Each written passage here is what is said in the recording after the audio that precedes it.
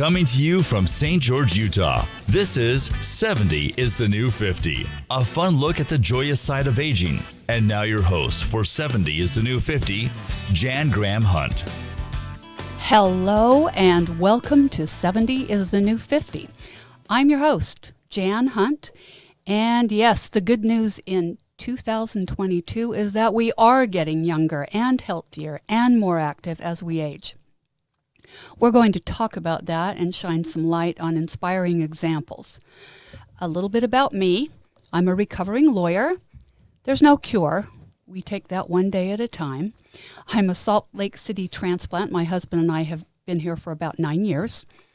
And sure, we found that St. George is a mecca for not only pickleball and hiking and biking, but also vast opportunities for learning and personal growth, especially for us youngsters over 60. Why this podcast? I got the idea from my son Will, who works in entertainment in Los Angeles and is a podcast creator and host.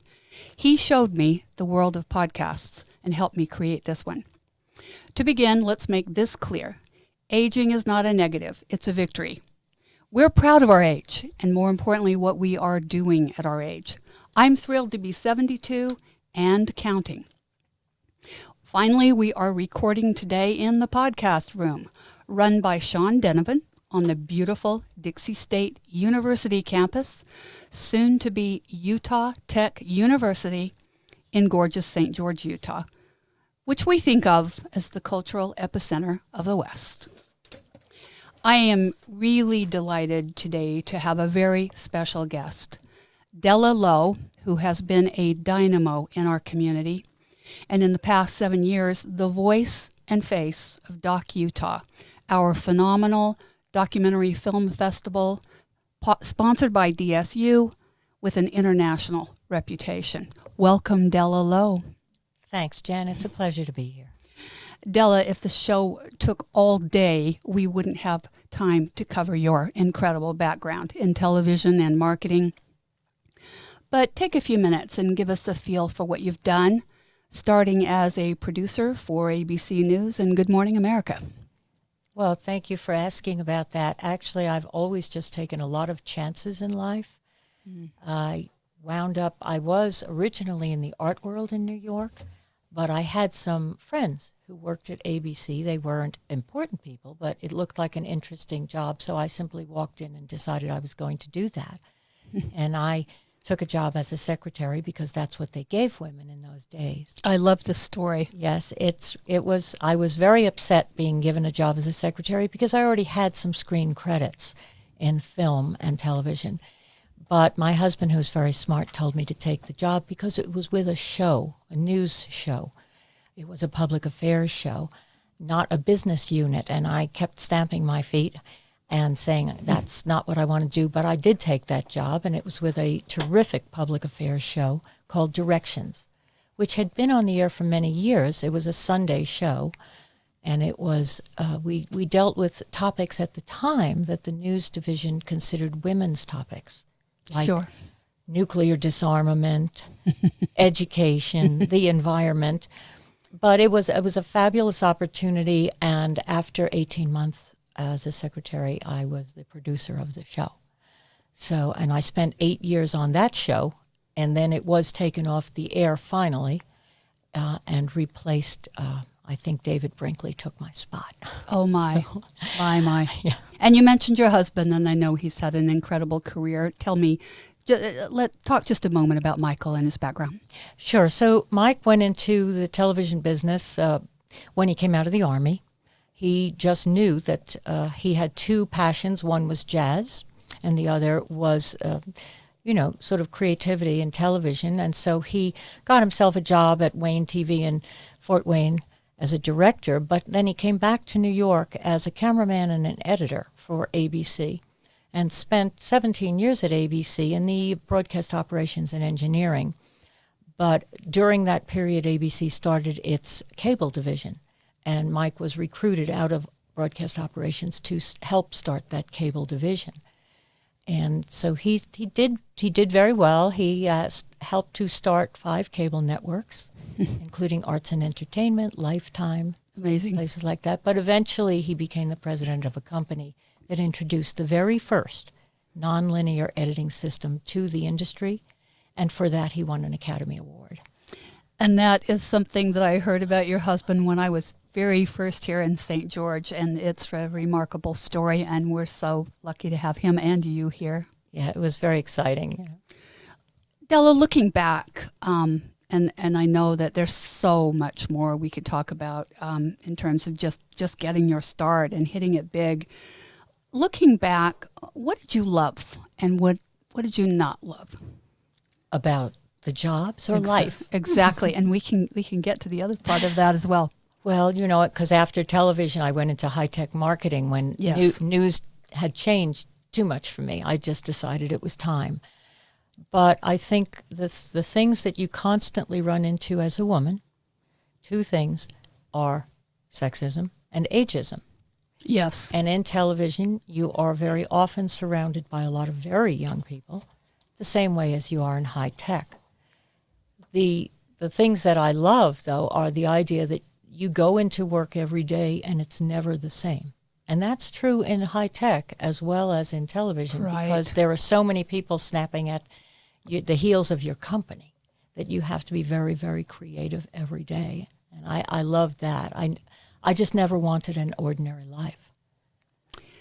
That is something about you that I think is so intriguing. And it seems to me that you probably had that attitude fairly early in your life, that you knew that you wanted something unique for yourself. Where do you think that came from?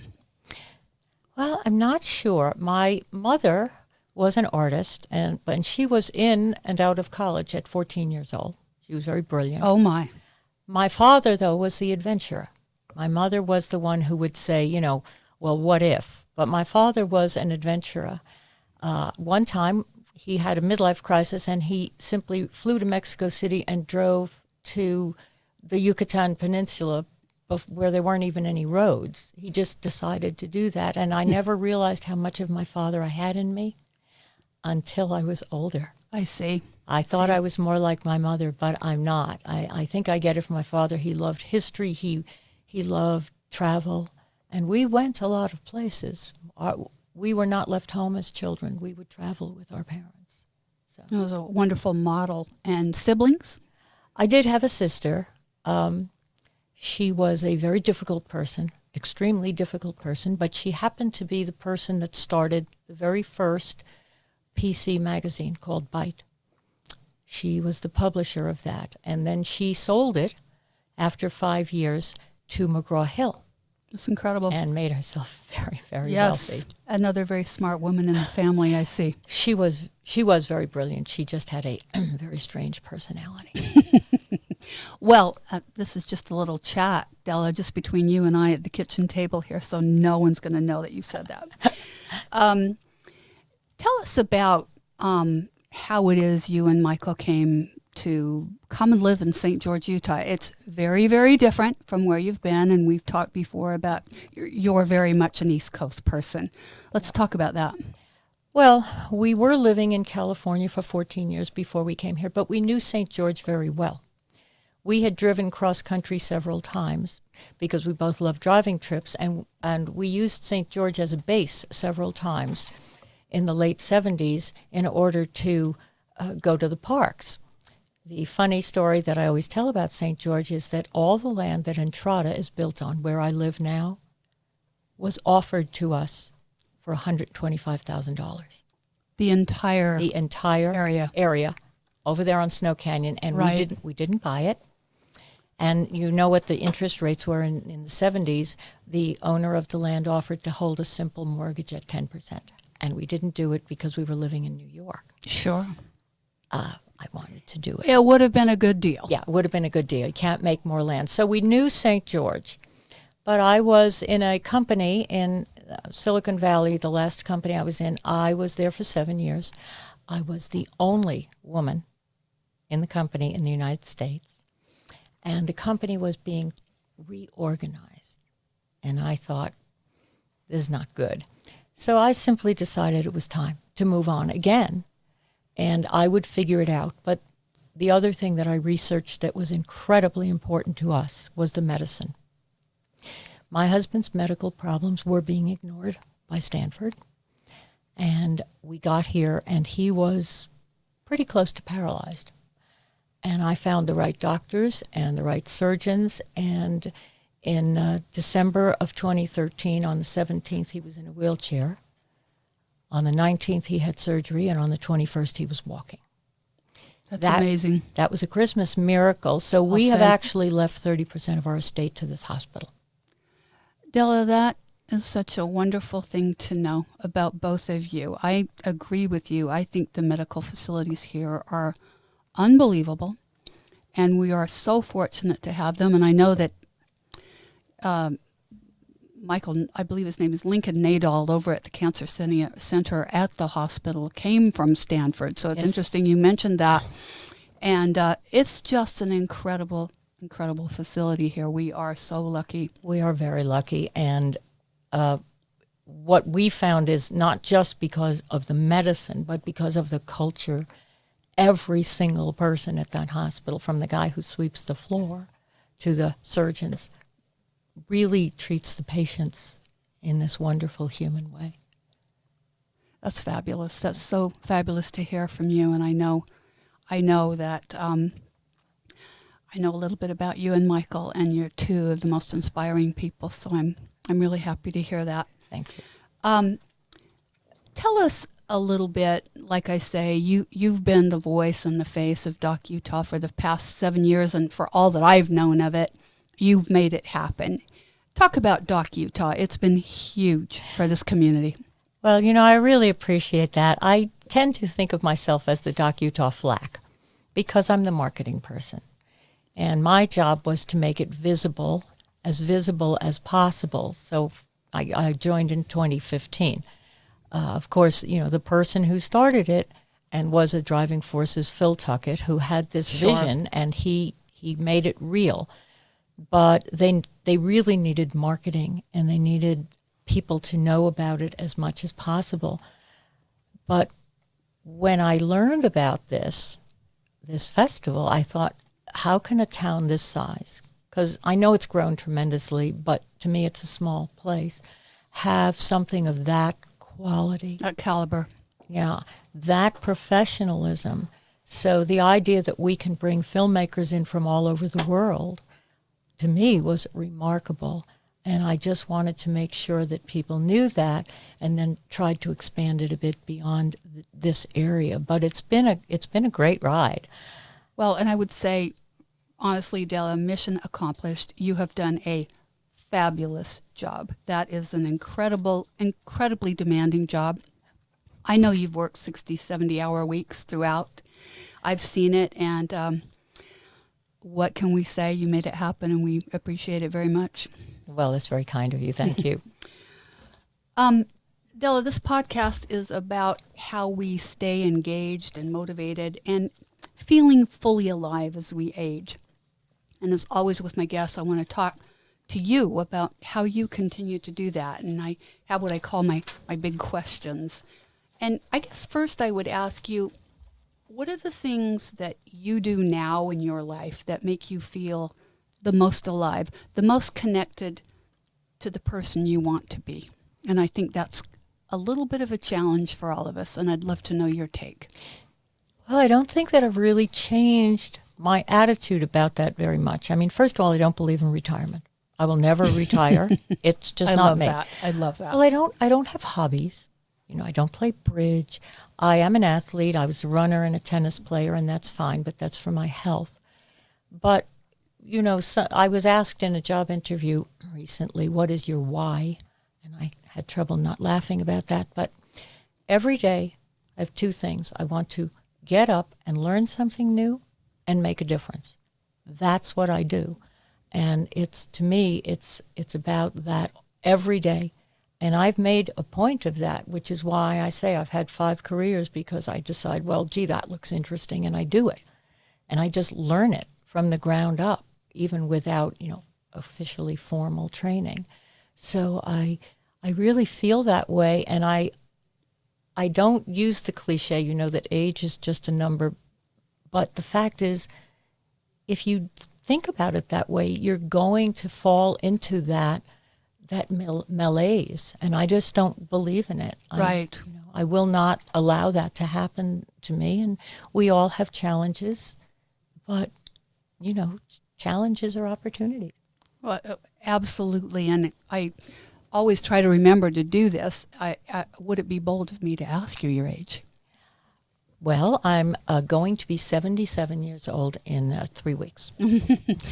And this is audio only, so I wish we had cameras at this moment because you look incredible and honestly so very healthy and youthful looking. And I'm just, it's amazing. It's all genetics. I'm Eastern European. We're very tough. Well, I was going to ask about, I think it's always interesting to compare our parents' lives when they were the age we are now. So thinking of your parents at 77, my guess is you're a little more active, a little more engaged, but I don't know your parents. I am, although my father never retired. He kept going in his business, literally, practically died on the job. But what I always think about is my grandparents, who obviously had terribly hard lives. My grandmother smuggled herself on a freighter when she was 17 just got out ahead of the First World War. But I look at those old pictures, and my grandmother at 55 looked ancient. Right, right. And people, would tell you all the time, you can't do that. You're too old, or you can't do this. And I think, if you just don't believe in it, but I do think activity has made a huge difference. Never stopping. Right. Why would you? I love that you mentioned your 2 goals every day are to learn something and make a difference. And the learn something part of that, I cannot stress enough how much I see the importance of that here. We're here in part to talk about the Institute for Continued Learning and the role that they have played for retired people. It makes things come alive, and I see it in so many ways. But talk about learning. Are you still learning? Well, yes. I mean, we're great, both of us, Mike and myself, we're great readers. We are, steeped in history all the time. And, of course, because of the business we come out of, we're still news junkies. Sure. News may be a little different these days, and sometimes I'm screaming at the set. Yes. But nevertheless, and we have both traveled extensively in Europe, have not been able to get to the Far East. One of our great dreams was to go to Petra in Jordan and see that incredible monument there. I'll probably get there. I don't think my husband will, but he's a man who keeps, taking great courses on his own because he is very handicapped, as you know. So he takes great courses online, and I try every day. And he's brilliant, by the way. He is brilliant. He really is. And that helps. Right. He is brilliant. But also, I took this new job just as the pandemic hit. I took this job at the hospital, and every day I learned something new about the medical profession, and I love that. And I get up in the morning feeling like I want to go to work. It's great. It's wonderful. Well, and we all know aging is not a picnic in the park. But so often what I hear, it's very similar to what you just said, from other seniors is how they manage those challenging times. And we are going to have them. But it's experiencing those and really accepting those, but having a vision about moving forward. Tell me about your feelings about that. Well, as you know, my husband has been ill with one thing or another for almost our entire marriage, which is a very long marriage. There are times when I talk to him about the vows that we took, in sickness and in health, and I do ask him where the health part is. But I just think that, we in this country have faced so little real adversity in our lives. We haven't had wars on our soil, many things. So I think that if you accept what happens to you, it's a very Buddhist concept. The idea that if you accept your life as it is, you will be happy. If you constantly think that you deserve more, you will never be happy. And as I said, I went through, so many things in businesses that were so male-dominated and, very aggressive people. Right. But, something, I still had a great life and a great career, and I refused to dwell on that. And I think Mike's done a pretty good job with it, too, under, in his case, really Very challenging. Very Yes. extraordinary circumstances. Well, it's inspirational on both counts. And, you mentioned we are spent so much of our younger lives, we were stressed about being ready for the future, achievement and money. And I guess to me, some of the joy about aging is that we can focus on right now. And that's not something I've ever been good at, but I'm trying to learn. What are your thoughts about that? Do we have more freedom and joy as we age? I think you do, because you don't get into this worry about what other people think of you all the time. Yes. You try every day just to make yourself better. And it's, if someone doesn't like you or someone says something nasty to you, it doesn't matter, because you know who you are. And I think that's true of both men and women, which is why, men really sort of get to the very top of their game in their 50s because they have that self-confidence. And women also, you're just not into the, listening to the mean girls, let's say. Indeed. Yes. Very, very important. I think that's probably a very big challenge for a lot of us, is to really let go your concern about other people's opinions. It's a hard one to let go, but it's critical, isn't it? I don't take my opinion of myself from your opinion of myself. Right. It doesn't mean that I ignore my weaknesses, but I refuse to let other people tell me what I am. It's wonderful. And I've always known that about you, by the way. Della, we have just a couple of minutes left, and this is the tough part of the interview for me because I have just learned that you are leaving St. George. And tell us about that and what lies ahead for you and Mike. Okay. Well, there's really a lot of reasons that we're leaving. I mean, I never really was a desert person, and we've had a good 8.5 years here, almost 9, really. Yes. But I'm accustomed to more of certain things. I'm accustomed to more diversity. I'm accustomed to more type of cultural events. We drive very frequently to the Smith Center in Las Vegas to see the Tao drummers or something. Right, understood. And so it's more or less time. We're also both water people. My husband is from Baltimore, was raised on the Chesapeake. I was raised at the ocean in New York City. And I think it's just time. It's almost going home to go to the East Coast and get to, city that has more diversity. And there again, I would prefer not to have 115-degree summers. Understood. The summers are a challenge for us. They are tough, but it's going to be hard to leave behind many things. I mean, it's certainly hard to leave behind Doc, Utah for me, because it was just huge to fall into something that was so perfect for me. And I am having a hard time imagining it without you, by the way. Thank you. But also, I have made wonderful friends here. And by the way, as you know, I'm a Democrat. But I have made wonderful friends on both sides of the aisle here, and people have been very kind in many ways. And, going back to leaving the hospital, a very large chunk of our estate, that's going to be hard. It's wonderful. But it's time. It's just time. Sure. And you feel that, and you both feel that strongly. And this move really is for me, because this moving here was really for Mike, for the medicine. Sure. And to get settled right away. But this move is for me, because at some point I'm going to be alone. I want to be where I want to be. Understood. And that's another reality we all have to accept, isn't it? Well, Della, it's been a joy knowing you and watching you shine in this community of St. George. And I want you to know that we are going to miss you. Doc Utah is going to miss you. And we really wish you the very, very best. Well, thank you. I'll miss you too. I'll join you in Paris. Sounds wonderful. Each episode I like to end with something inspirational, and today it's a quote from one of my favorite writer's Betty Friedan. Aging is not lost youth, but a new stage of opportunity and strength. And that's a wrap.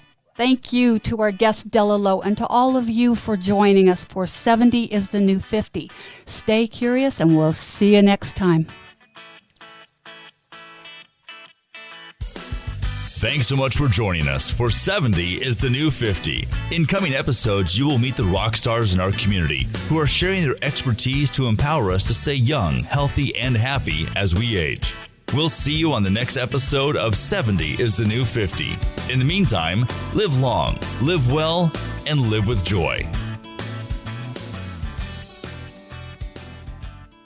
This has been a production from A Podcast Studio.